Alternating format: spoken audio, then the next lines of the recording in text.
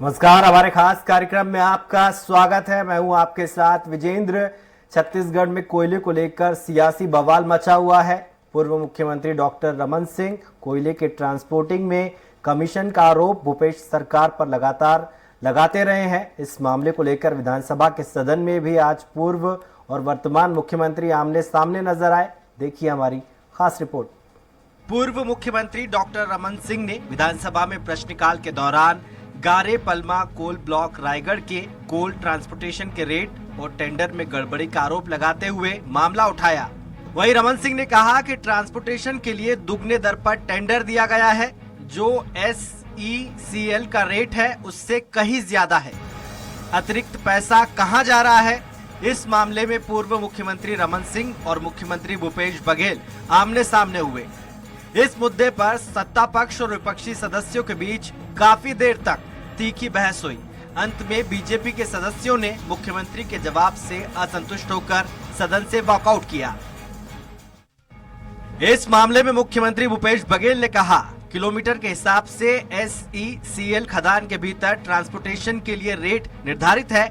जब पिछली सरकार में टेंडर किया गया और नियम बनाया गया, उसी समय ये कह दिया जाता है कि गाइडलाइन के हिसाब से परिवहन होगा। लेकिन साल 2017 में तो आपने ऐसा किया नहीं।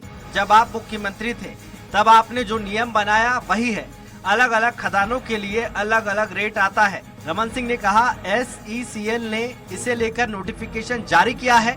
कोल ट्रांसपोर्टिंग के लिए SECL मापदंड तय करता है।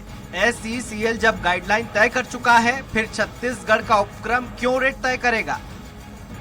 मुख्यमंत्री जी से मेरा सवाल था, छत्तीसगढ़ राज्य विद्युत मंडल द्वारा गारे पलमा कोल ब्लॉक रायगढ़ के कोल ट्रांसपोर्टिंग हेतु निविदा जो जारी की गई है, उसमें हुए भ्रष्टाचार के संबंध में मेरा प्रश्न है।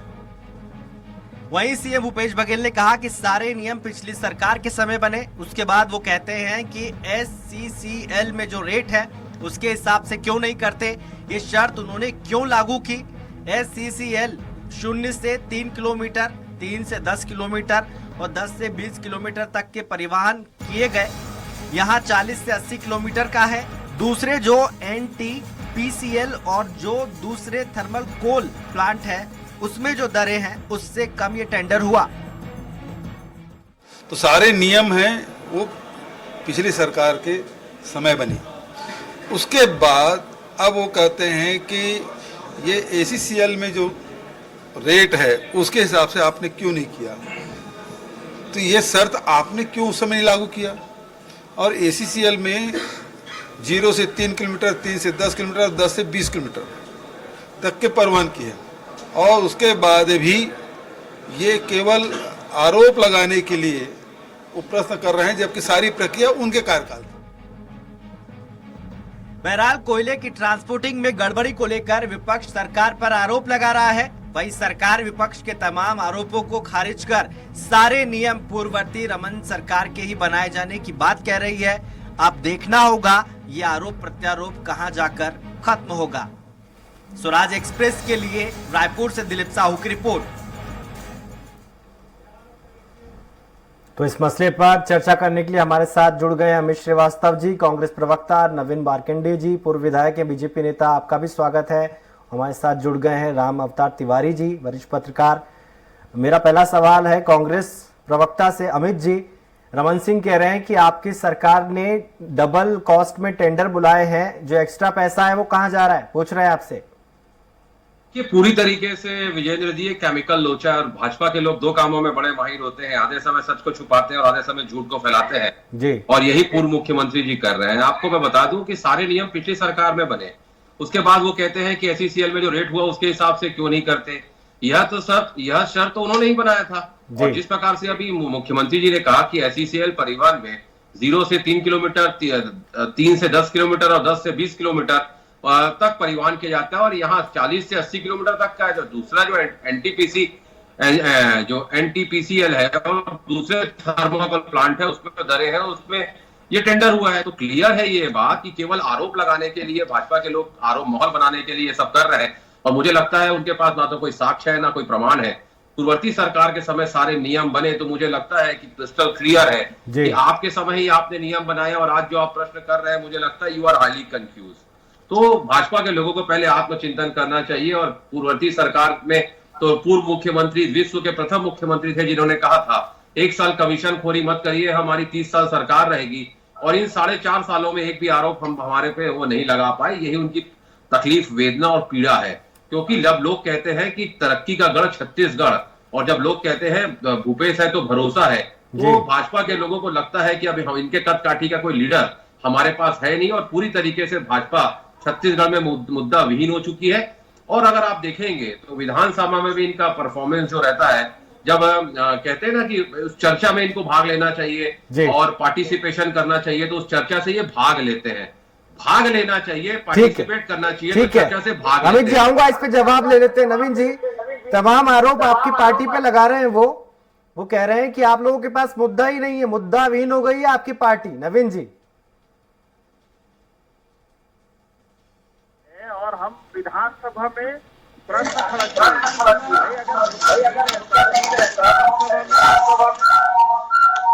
जब प्रश्न खड़ा किए हैं तो इस मुद्दे पर हमने नियम को सामने रख के खड़ा किए हैं कि जिस नियम जो बना हुआ है उस नियम से परे इसने कम दूरी के टेंडर को अधिक दूरी के टेंडर के जो राशि है उसमें इसने किया है।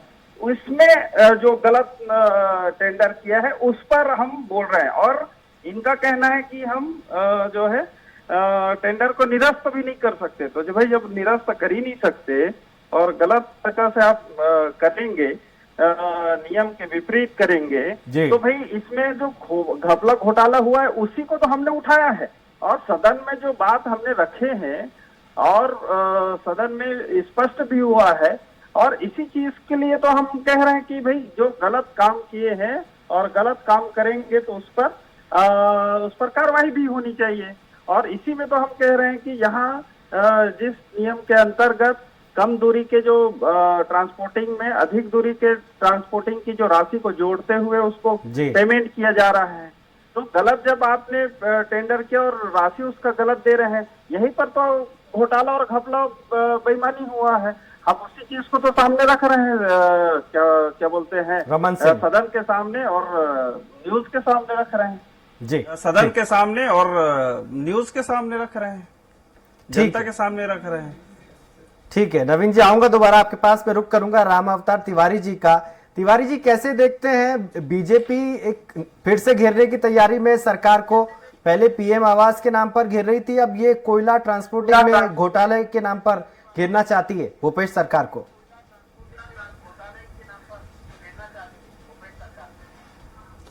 देखिए, ट्रांसपोर्टिंग का जो है उसमें ये देखना पड़ेगा कि सरकार को नुकसान ना हो जी, पहली बात। दूसरी बात ये है नियम कानून का पालन हुआ है या नहीं हुआ है।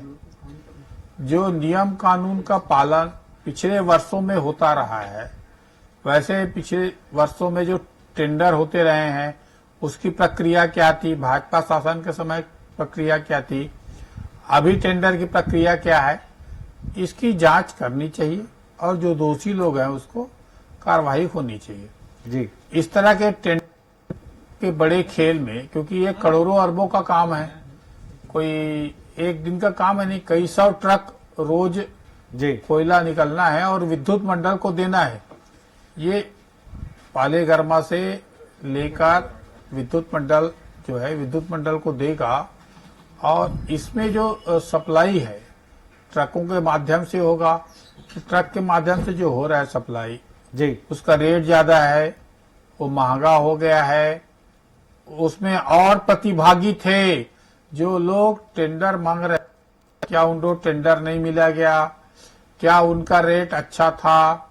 तो ये कई बातें जो इसमें उभर कर आ रही है कि जो कोयला सप्लाई है उसमें बड़े गेम प्लानर हैं जी, बड़े बड़े लोग इसमें टेंडर किए थे, शायद उनको नहीं मिला किसी बड़े आदमी को, इसलिए ये मामला उठ रहा है। क्या इसमें निष्पक्ष जांच होनी चाहिए। ऐसे भी बिजली दिनों दिन महंगा होता जा रहा है, तो बिजली जैसे चीजों के उत्पादन के लिए सरकार को नुकसान हो रहा है। नुकसान को बचने के लिए सरकार को इसमें किंतु और परंतु ना करते हुए इसके निष्पक्ष तरीके से जांच करके सबको संतुष्ट करना चाहिए, विपक्ष को, जनता को, कि सामने ये बात सामने आनी चाहिए कि किस तरह से हुआ है। ठीक है, इस पे रिएक्शन ले लेते हैं। अमित जी, अगर कोई भ्रष्टाचार नहीं हुआ है, आपने पूरा नियम प्रक्रिया जो है फॉलो किया है आपकी सरकार ने, तो जांच करवा लीजिए सर। के हिसाब से एसईसीएल में खदान के भीतर ट्रांसपोर्टर के लिए पूरा रेट निर्धारित है और पूर्ववर्ती सरकार ने बनाया था। जब पिछली सरकार में टेंडर किया गया, नियम बनाया गया, उसी में कहा जाता था कि गाइडलाइन के हिसाब से परिवहन होगा। और आपको मैं बता दूं कि 2017 में इन्होंने ऐसा नहीं किया। जब मुख्यमंत्री थे तो खुद उन्होंने वही नियम बनाए। और आपके माध्यम से मैं बता दूं कि 4 लोग ने पार्टिसिपेट किया था और पूरे देश के पत्र पत्रिकाओं में इसका प्रकाशन हुआ था और विज्ञापन जो आता था टेंडर का वो आया था। फिर गड़बड़ी हो ही नहीं सकती। 4 लोग इसमें टेंडर पार्टिसिपेट किए थे, 2 उसमें पात्र पाए गए, 2 अपात्र पाए गए।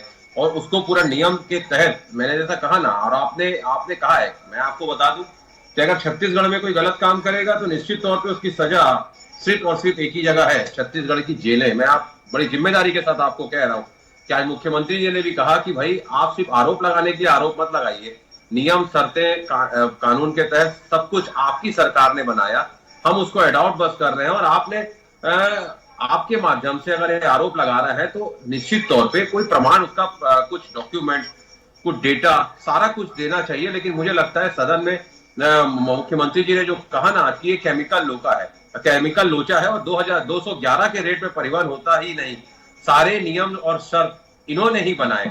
लेकिन अगर ऐसा कुछ गड़बड़ी का ये प्रमाण अगर देंगे तो निश्चित तौर पे उस पर सरकार जांच भी करवाएगी। और अगर कोई दोषी पाया जाता है तो निश्चित तौर पे उस पर सख्त से सख्त और कठोर से कठोर कार्रवाई भी की जाएगी, लेकिन उसके जांच के बाद।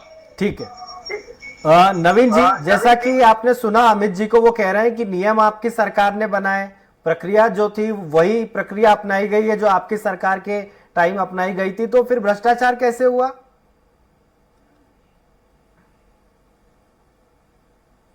देखिए, मैं आपको पहले भी कहा हूं, नियम जो बना था उस नियम के विपरीत काम किया जा रहा है। इसी चीज को तो हम सामने रख रहे हैं और इसीलिए तो हम चाह रहे हैं कि वहां जांच हो।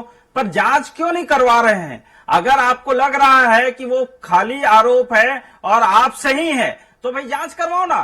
क्यों आप नहीं जांच कराना चाहते हैं? सदन में घोषणा करना चाहिए था जांच करने का, क्यों नहीं किए? और हम तो सीधा कह रहे हैं कि भाई जो टेंडर हुआ है, कम दूरी के जो लागत होनी चाहिए था उसको टेंडर हुआ है और वो अधिक दूरी की राशि का भुगतान किया जा रहा है, तो ये तो सीधा सीधा उसमें घपला और घोटाला है। दूसरे तरफ है कि जो नियम प्रक्रिया जो बनी हुई है उस नियम के विपरीत आप टेंडर कर रहे हैं, अपने लोगों को उसमें लाभ देने के लिए कर रहे हैं। और इसी चीज को लेकर तो हमने आपत्ति किया है। दूसरी चीज है कि इस मामले पर आप सदन में देख चुके हैं और यहाँ के कार्रवाई भी देख चुके हैं छत्तीसगढ़ में कि कोल के मामले पर इनके जो लोग हैं वो सब जेल में हैं और वो जेल में है और फिर एक नया आ गया है। अब नया आया है तो उस पर भी इन लोगों को कार्रवाई करना चाहिए और कार्रवाई नहीं करेंगे और इस तरह से छत्तीसगढ़ को लूटेंगे तो और जनता को लूटेंगे तो कैसे चलेगा?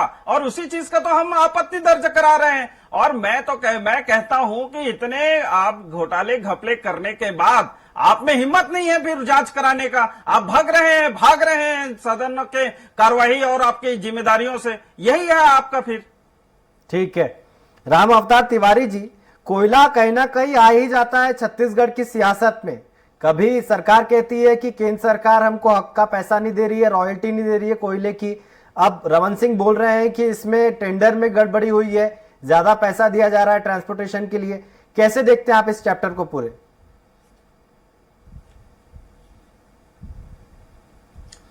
एक खनिज संपदा से भरा हुआ छत्तीसगढ़ में पर्याप्त कोयला है, इसलिए पावर प्लांट यहां ज्यादा है जी। और हम बिजली इतना देते हैं, सरप्लस बिजली है, तो उसका हमें गर्व है।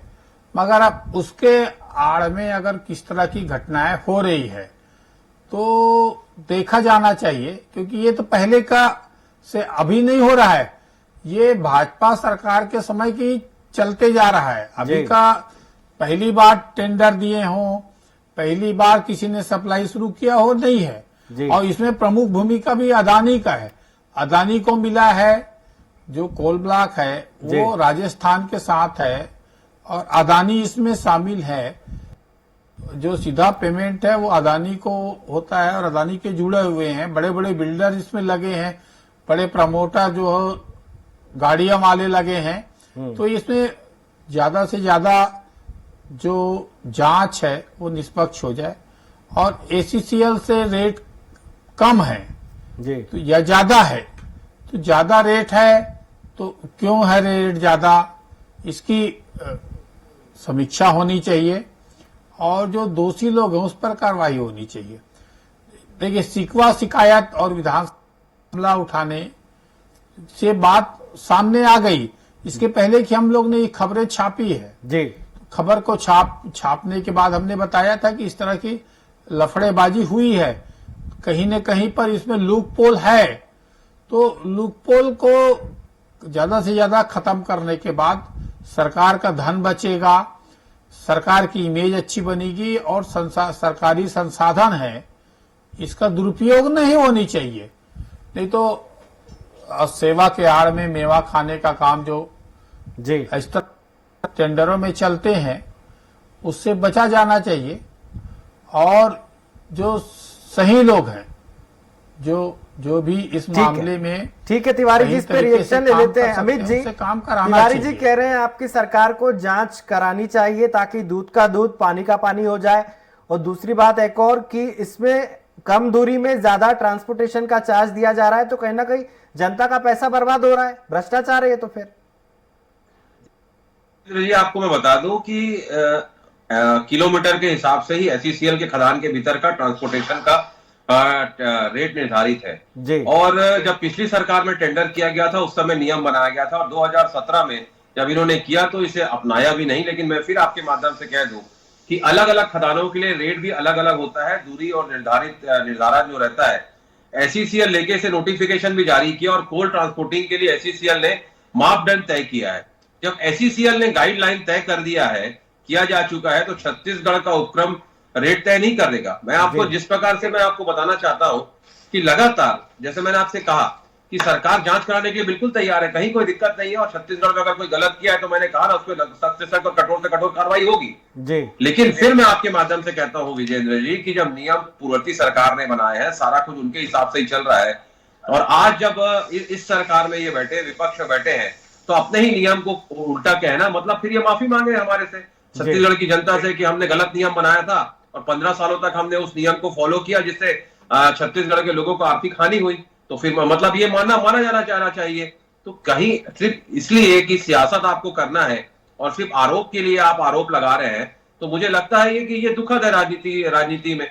लेकिन अगर फिर आपके माध्यम से बड़ी जिम्मेदारी के साथ मैं कह रहा हूं, अगर छत्तीसगढ़ की जनता की गाड़ी कमाई और अगर छत्तीसगढ़ की कोई भी व्यक्ति अगर गलत किया है और उसकी शिकायत आएगी तो हम निश्चित तौर पर उसकी जांच भी कराएंगे, और अगर वो दोषी पाया जाता है तो उससे सख्त से सख्त और कठोर से कठोर कार्रवाई भी करेंगे। लेकिन फिर मैं आपको बता दूं कि पहले अलग अलग जगह का रेट अलग अलग होता है, दूरी के हिसाब से किलोमीटर तय होता है, और ये सारे नियम होते हैं जो टेंडर में सारी चीज मेंशन होती है, उसके हिसाब से जब लोग आते हैं बीट करते हैं। तो जैसे मैंने आपको कहा 4 लोग आए थे, 2 उसमें पात्र पाए गए और 2 उसमें अपात्र पाए गए, तो उन 2 में से 1 को उसमें मिला है। तो मुझे ऐसा लगता है कि कुछ ना कुछ कंफ्यूजन इनको है, और लगातार जितने भी ये आरोप लगाते हैं उसका कोई प्रमाण नहीं दे पाते। सबसे बड़ी इनकी दिक्कत यही है। ठीक है अमित जी, इसका जवाब ले लेते हैं नवीन जी से। नवीन जी, आपकी सरकार ने गलत नियम बनाया है अगर, तो माफी मांगिए आप। अमित जी कह रहे हैं भ्रष्टाचार की शुरुआत तो आपकी सरकार के दौरान हुई।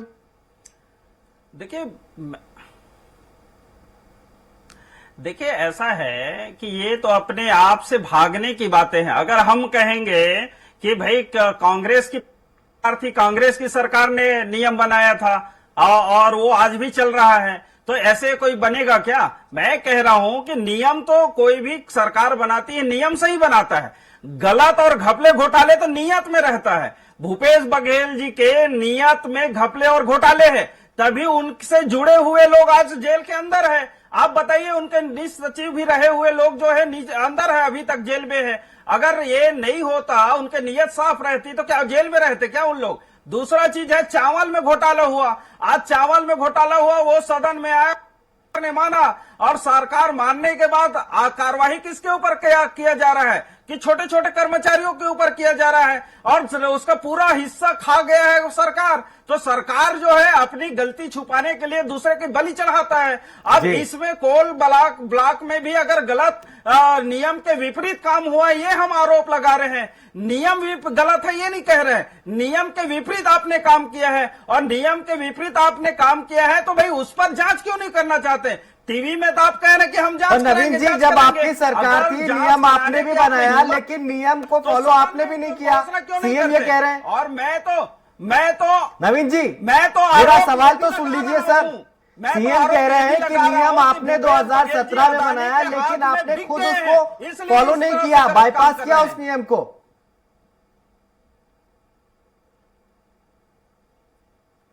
नवीन जी, हमने किसी प्रकार का कोई बाईपास नहीं किए हैं। आप जांच करा लो ना, जब से जांच कराना है तब से करा लो। चाहे कांग्रेस की सरकार थी पहले, तब से लेकर हमारी सरकार थी तब से, और अभी तीनों स्तर में आप जांच कह रहा हूं। चलिए बताइए, आप जांच कराएंगे क्या? सदन में घोषणा करेंगे क्या? आप में हिम्मत है?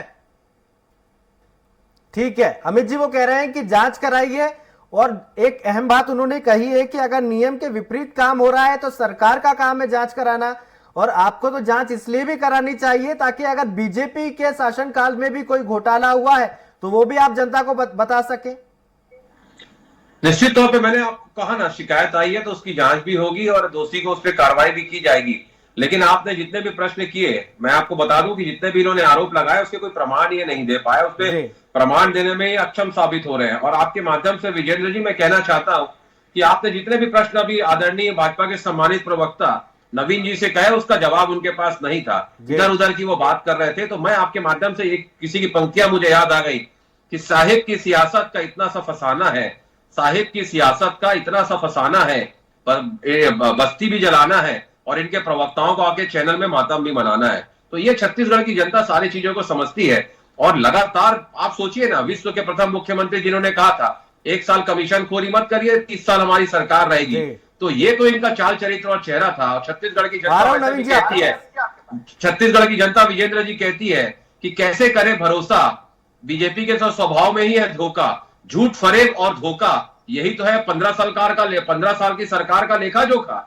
तो अब जनता सारी चीजों को समझ रही है, और अगर जनता पूरी तरीके से समझ चुकी थी, शायद इसीलिए 15 साल बेमिसाल इनको 14 सीटों में लाके छोड़ी है। ठीक है नवीन जी, अमित जी कह रहे हैं कि आपकी सरकार ने जो किया 15 साल में, इसलिए जनता आपको 14 पर लेकर आ गई है। देखिए, मैं कह रहा हूं कि कांग्रेस की सरकार ने जो गलत काम किया था, इसलिए 15 साल विपक्ष में रहे। कितने साल? 15 साल। और दूसरा चीज है, देश में भी धोखा किया है इनके कांग्रेस ने, इसलिए विपक्ष के लायक भी नहीं है। कहा? देश में, केंद्र में। दूसरी चीज मैं कह रहा हूं कि अगर वो अमित जी ये मान रहे हैं और सदन में अगर मुख्यमंत्री मान रहे हैं गलत है करके, हमारी बातें गलत है करके, तो जांच कराने की हिम्मत क्यों नहीं है? मैं ये कह रहा हूं। दूसरी चीज है कि कांग्रेस की सरकार डर और भय पैदा करना चाहती है। आपने देखा जब भूपेश बघेल आखिरी कमेंट चाहूंगा मैं तिवारी जी से। तिवारी जी, आपको क्या लगता है ये चुनावी मुद्दा बनेगा या नहीं 2023 के विधानसभा चुनाव में? सब लोग डर में आपके पास रहेंगे, तो ऐसे ही डर भय करके ये सरकार चलाना चाहते हैं क्या? छोटा सा कमेंट सर तिवारी जी। ये एक विद्युत मंडल के विद्युत मंडल का सप्लाई का मामला है। ये बहुत बड़ा मुद्दा तो नहीं बनेगा, क्योंकि इसलिए नहीं, मुद्दा तो है जी, और भ्रष्टाचार तो हुआ। अब उसमें जो नियम कानून का पालन हुआ है कि नहीं हुआ है, और दूसरी तरफ जो इसमें आपसी प्रतिस्पर्धा थी लोगों की, क्योंकि कोयला का बड़ा ठेका का मामला था 1 साल का पूरा जी, तो इसमें बड़े लोगों के हाथ लगे हुए थे कि हमको मिल जाए। उनके अंदर के झगड़े जो है वो पहली बार सामने आया, इसके पहले नहीं आया था सामने जी। इतने वर्षों से सप्लाई होता रहा है, तो नहीं आया, अब आया है। ठीक है। आया है तो सरकार के संज्ञान में मामला आ गया है, इसको देखिए और वास्तविक जो लोग काम कर पाए, तो शासन का नुकसान ना हो जी, और जिनकी मनसा अच्छा हो, ऐसे लोगों को काम दिया जाए तो ज्यादा फायदेमंद होगा। ठीक है, बहुत बहुत शुक्रिया आपका तीनों का। कांग्रेस प्रवक्ता हमारे साथ जुड़े थे, अमित जी आपका बहुत बहुत शुक्रिया। तिवारी जी वरिष्ठ पत्रकार हमारे साथ जुड़े थे। पूर्व विधायक नवीन जी हमारे साथ जुड़े थे, आपका भी बहुत बहुत शुक्रिया।